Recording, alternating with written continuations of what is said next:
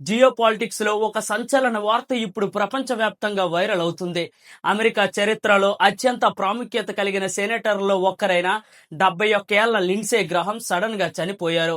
Donald Trump కి అత్యంత సన్నిహితుడిగా, republic పార్టీలో కొత్త చట్టాలను క్రియేట్ చేసే నేతగా మరియు గ్లోబల్ డిఫెన్స్ హక్ అంటే యుద్ధాల వెనక చక్రం తిప్పే వ్యూహకర్తగా పేరుగాంచిన ఈయన జూలై 11, 2026 శనివారం రాత్రి అకస్మాత్తుగా కన్ను మూశారు. అయితే ఈ మరణం వెనక సోషల్ మీడియాలో, ముఖ్యంగా జియో పాలిటిక్స్ సర్కిల్లో ఎన్నో కథనాలు చక్కెర్లు కొడుతున్నాయి. ఆయన చావడానికి ఒక రోజు ముందు ఆయన ఉక్రెయిన్ పర్యటన ముగించుకొని వాషింగ్టన్ చేరుకున్నారు.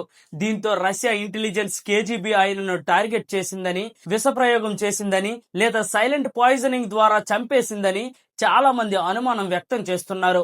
ఈ ఆపరేషన్ నుంచి మోసాద్ లేదా సిఐఏ కూడా అతన్ని కాపాడలేకపోయిందని ఎన్నో కథనాలు వైరల్ అవుతున్నాయి. అయితే అమెరికా చెప్పిన మెడికల్ రిపోర్ట్ ప్రకారం ఆయన గుండెపోటుతో చనిపోయారని చెబుతున్నారు. బట్ మనందరికీ తెలుసు, అమెరికా ఎప్పుడు నిజాలు బయటకు చెప్పదు. అసలు ఈ లిండ్సే గ్రహం ఎవరు? ఆయన వల్ల భారతదేశానికి ఎందుకు ముప్పు? ఇప్పటి వరకు భారతదేశాన్ని దెబ్బతీయడానికి ఆయన వేసిన వ్యూహాలేంటి అనేది ఈ వీడియోలో పూర్తిగా డిస్కస్ చేసుకుందాం. వీడియోలోకి వెళ్లే ముందు మన ఛానల్ కి ఎవరైనా కొత్తగా వచ్చినట్లయితే సబ్స్క్రైబ్ చేసుకోవడం మాత్రం మర్చిపోవద్దు. లిండ్సే గ్రహం కేవలం అమెరికా సెనేటర్ మాత్రమే కాదు, ఆయన రష్యా ఉక్రెయిన్ యుద్ధంలో ఉక్రెయిన్ కి స్ట్రాంగ్ గా సపోర్ట్ చేస్తున్న వ్యక్తి. సో ఈ రష్యాను ఆర్థికంగా దెబ్బతీయడానికి, రష్యా నుండి క్రూడ్ ఆయిల్ ఎవరైతే కొనుగోలు చేస్తున్నారో వాళ్ళపై శాంక్షన్స్ విధించడానికి పదే పదే భారత్ను టార్గెట్ చేస్తూ ఉండేవాడు. ఇది ఒక్కటే కాదు, భారతదేశానికి ఈయన వల్ల అనేక సమస్యలు ఎదురయ్యాయి. HB1 వీసాలో రిస్ట్రిక్షన్స్ పెట్టడం ఈ మహానుభావుడు వల్లే జరిగింది. అంతేకాదు, democratic generator recharge blue menthol తో కలిసి శాంక్షన్స్ ప్రతిపాదించారు. రష్యా నుండి పెట్రోలియం, నేచురల్ గ్యాస్, యురేనియం వంటి ఇంధన వనరులు కొనుగోలు చేసే దేశాలపై 500 టారిఫ్ విధించాలని వాదించేవాడు. చైనా, బ్రెజిల్ తో సహా భారతదేశాన్ని కూడా ఈయన ఎక్కువగా టార్గెట్ చేస్తూ ఉండేవాడు. రష్యా దగ్గర నుండి ఆయిల్ కొనడం అంటే రక్తంతో డబ్బులు ఇవ్వడమేనని వివాదాస్పదంగా మాట్లాడుతుండేవాడు. ఒకవేళ ఆయన అనుకున్నట్టు ఈ బిల్ పాస్ అయి ఉంటే రష్యా పూర్తిగా జీరో అయిపోతుంది. అలాగే ఇండియా వస్తువులపై 500 టారిఫ్ పడేది, మన ఎదుగుదల కుప్పకూలిపోయేది. అండ్ దీంతో పాటు సెకండరీ శాంక్షన్, నిజానికి రష్యాతో డైరెక్ట్ గా డాలర్ తో వ్యాపారం చేయకుండా గ్లోబల్ బ్యాంకింగ్ సిస్టమ్ అయిన స్విఫ్ట్ పై శాంక్షన్స్ ఉన్నాయి. అయితే భారతదేశం ఈ శాంక్షన్స్ అన్నింటినీ దాటుకుని రష్యాతో ఆయిల్ వ్యాపారం చేస్తుంది. దీన్ని గమనించిన లిండ్సే గ్రహం రష్యాతో ట్రాన్సాక్షన్స్ చేసే భారత బ్యాంకులపై సెకండరీ శాంక్షన్ విధించాలని డిమాండ్ చేస్తున్నాడు. దీని ప్రకారం రష్యాతో ట్రాన్సాక్షన్స్ జరిపే ఏ ఇండియన్ బ్యాంక్ అయినా సరే, example SBI, HDFC, bank of Baroda వంటి ఇంటర్నేషనల్ అకౌంట్స్ డాలర్స్ నుండి బాయ్కాట్ చేయబడతాయి. ఒకవేళ ఇదే గనక జరిగితే ఇండియన్ బ్యాంకింగ్ మొత్తం కుప్పకూలిపోతుంది. వీటితో పాటు రష్యా నుండి క్రూడ్ ఆయిల్ దిగుమతి చేసుకుని దాన్ని రిఫైన్ చేసి విదేశాలకు ఎగుమతి చేస్తున్న రిలయన్స్ ఇండస్ట్రీ మరియు నయారా ఎనర్జీ వంటి ప్రైవేట్ రిఫైనరీ కంపెనీలపై కూడా శాంక్షన్స్ విధించాలని లిండ్సే ఒత్తిడి తెచ్చారు. ఈ కంపెనీల పెట్రోల్ అమ్మకాలను గ్లోబల్ మార్కెట్ లో బ్యాన్ చేయాలని అమెరికా ప్రభుత్వాన్ని రెచ్చగొట్టేవారు. అండ్ ఇండియా రష్యా దగ్గర నుంచి ఆయిల్ కొనుగోలు చేస్తున్న ప్రాసెస్ లో ఎవరికి తెలియని అతిపెద్ద బ్యాంకింగ్ సీక్రెట్ లూప్ హోల్స్ ను లిండ్సే బయట పెట్టాలని చూశారు. నిజానికి ఒక సీక్రెట్ తో డాలర్ సిస్టమ్ లేకుండా ఇండియా, రష్యా కలిసి వ్యాపారం చేస్తున్నాయి. అది ఎలాగో ఇక్కడ క్లియర్ గా చూద్దాం. రష్యా బ్యాంకులు భారతదేశంలో SBI లేదా బ్యాంక్ ఆఫ్ బరోడా వంటి ప్రభుత్వ బ్యాంకుల్లో రూపీ వోస్ట్రో అకౌంట్ ని ఓపెన్ చేస్తారు. ఇండియన్ రిఫైనరీ కంపెనీలు, ఎగ్జాంపుల్, రష్యా నుండి ఆయిల్ కొనేందుకు మన SBI అకౌంట్ లో లేదా ఇతర బ్యాంకుల నుండి ఈ రష్యన్ వోస్ట్రో అకౌంట్ కు ఇండియన్ కరెన్సీ రూపంలో డబ్బులు పంపిస్తారు. ఈ వోస్ట్రో అకౌంట్ లో ఉన్న ఇండియన్ కరెన్సీని రష్యా డైరెక్ట్ గా తీసుకోలేదు, ఎందుకంటే రూపీ ఇంటర్నేషనల్ కరెంట్ కాదు. దీనికి బదులుగా రష్యా ఆ మనీను ఇండియన్ గవర్నమెంట్ బాండ్ లో, అలాగే ఇండియన్ స్టాక్ మార్కెట్ లో పెట్టుబడి పెడుతుంది. అండ్ ఇండియా నుండి ఫార్మా, అగ్రికల్చరల్, ఇంజనీరింగ్ వస్తువులను కొనుగోలు చేయడానికి ఉపయోగిస్తుంది. ఈ విధంగా అమెరికా డాలర్ లేదా స్విఫ్ట్ సిస్టమ్ నెట్వర్క్ తో సంబంధం లేకుండా భారత, రష్యా మధ్య $1 బిలియన్ వ్యాపారం జరుగుతుంది. ఈ విషయాన్ని పసిగట్టిన లిండ్సే గ్రహం ఈ వోస్ట్రో అకౌంట్ ను నడిపిస్తున్న ఇండియన్ బ్యాంకులపై జరిమానా మరియు శాంక్షన్ విధించి పూర్తిగా ఈ సిస్టమ్ ని రద్దు చేయాలని ఈ ఉక్రెయిన్ పర్యటన ద్వారా అమెరికా కాంగ్రెస్ లో బిల్లు తీసుకురావాలని ప్రయత్నిస్తున్నాడు. ఇలాంటి సిచ్యువేషన్ లో ఉక్రెయిన్ నుంచి తిరిగి వస్తున్న వెంటనే అనుమానాస్పదంగా చనిపోవడం అందరినీ ఆశ్చర్యానికి గురి చేసింది. అమెరికా చెప్పింది ఏంటంటే, ఇతను రాత్రి ఇంట్లో ఉన్నప్పుడు గుండెపోటు వచ్చింది, హాస్పిటల్లో జాయిన్ చేశాం, చనిపోయారని. నిజానికి అతనికి పెళ్లి కాలేదు, పిల్లలు లేరు.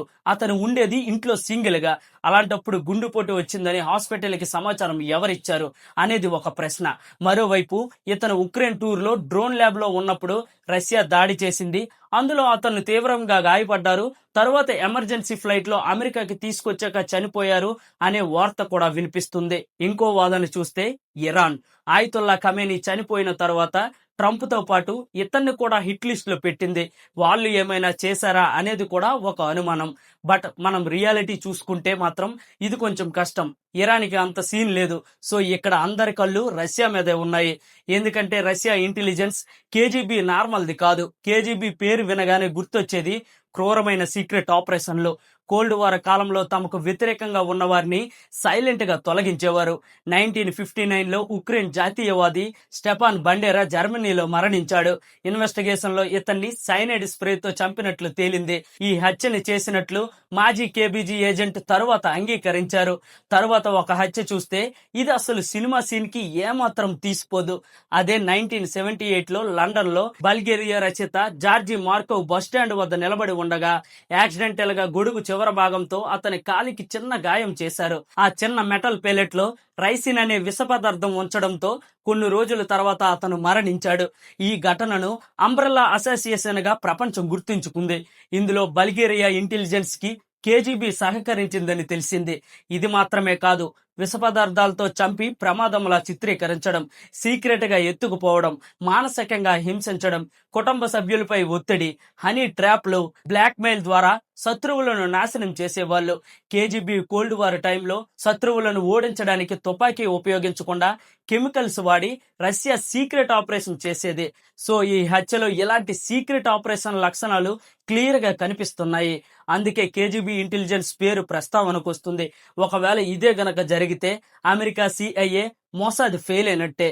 ఫైనల్లీ ఏది ఏమైనా సరే ఇండియాకి డైరెక్ట్ గానో ఇండైరెక్ట్ గానో ఒక శత్రువు ఎలిమినేట్ అయిపోయినట్టే. ఇది ఇండియాకి ఒక సంతోషకరమైన విషయం. అలాగే మనం ఒక విషయాన్ని కూడా మర్చిపోకూడదు. అమెరికా నుండి ఎలాంటి తీవ్రమైన బెదిరింపులు మరియు లిండ్సే గ్రహం లాంటి లూబింగ్ ఉన్నప్పటికీ భారతదేశం లొంగిపోలేదు. తన జాతీయ ప్రయోజనాలను కాపాడుకోవడం కోసం అత్యంత అద్భుతమైన, వ్యూహాత్మకమైన మరియు దౌత్యపరమైన పరిష్కారాలను భారత్లోకి అమల్లోకి తెచ్చింది. అయితే మనలో చాలా మంది ఉక్రెయిన్ మద్దతుదారులు రష్యా ఆయిల్ కొనుగోలుని వ్యతిరేకిస్తూ ఉంటారు. కానీ ఇక్కడ ఒక విషయం అర్థం చేసుకోవాలి. మన ఇండియా మన దేశ ప్రయోజనాలను దృష్టిలో ఉంచుకొని రష్యా నుంచి ఆయిల్ కొంటుంది. రష్యా మనకి చౌకగా ఆయిల్ ను అమ్ముతుంది. అలాగే ఎన్నో విషయాల్లో మనకి అండగా నిలబడుతుంది. దానికి ఎగ్జాంపుల్ మన న్యూక్లియర్ ప్లాంట్ కి యురేనియం సప్లై చేయడం, అలాగే టెక్నాలజీని షేర్ చేయడం. ఇలా చూసుకుంటే ఎన్నో ఉన్నాయి. సో ఈ అమెరికా బెదిరింపుల వల్ల, గ్లోబల్ క్రైసిస్ వల్ల మనం రష్యా స్నేహాన్ని వదులుకుంటే చివరికి నష్టపోయేది మనమే. సో ఇదే విషయాన్ని భారత్ జియో పొలిటికల్ వేదికల్లో వెల్లడించింది. మా దేశ ప్రయోజనాలు మాకు ఇంపార్టెంట్, మేము ఎవరికి వ్యతిరేకం కాదని. ఇది ఈరోజు జియో పొలిటికల్ వీడియో. నా రీసెర్చ్, నా హార్డ్ వర్క్ అన్నింటికీ మించి మీకు వీడియో ఇన్ఫర్మేటివ్ గా అనిపిస్తే లైక్ చేయండి. అలాగే నా వీడియోస్ మీరు డైలీ చూస్తే ప్రతి విషయం మీద ఎంతో కొంత అవగాహన పెంచే ప్రయత్నం చేస్తాను. జై హింద్.